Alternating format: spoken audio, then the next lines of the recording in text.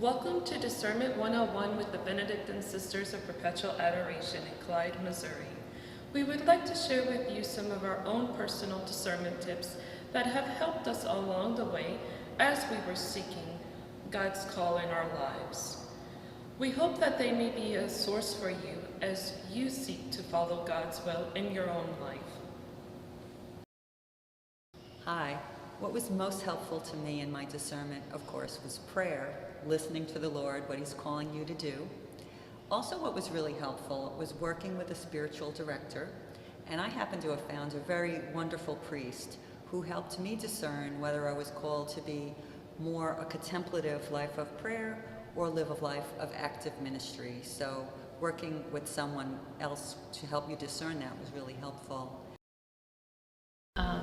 I was impressed by many things. Most of all, the life of prayer and community that I experienced there as I visited the sisters at our monastery. Even just a simple thing like watching them walk in station together, genuflecting, how could that attract me? But it spoke to me of an inner commitment, a commitment to community, a commitment to ritual, if you might say. But over and beyond that, I believe it was the Eucharist that attracted me to my community. In my process of discernment about my religious life, I found one of the most important and helpful aspects was when someone shared with me I needed to try to know myself really well, because God created me to be who I am. And therefore, God would call me to a community that would help me to be who I am, that would be compatible with who I am, that would need the gifts specifically that God had given me and the personality that God had given me. It turned out I was looking for a community that could sing. I was looking for a community that could laugh. I needed a community that would accept the night owl and not do everything at 3 o'clock in the morning.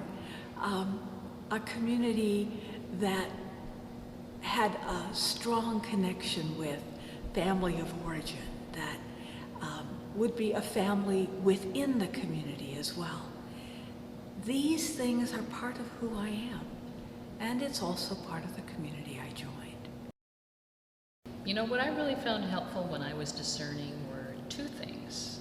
The first thing was finding a great spiritual director to help me, and I would meet with her about once a month, and she was very, very helpful in helping me think about and listen to what I would tell her about what's going on in my prayer life and kind of what communities I was interested in. The other thing that was very helpful was really carving out time for quiet prayer.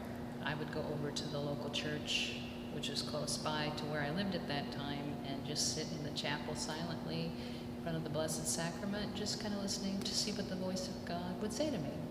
So those are the two things I would definitely recommend if you're thinking about religious life.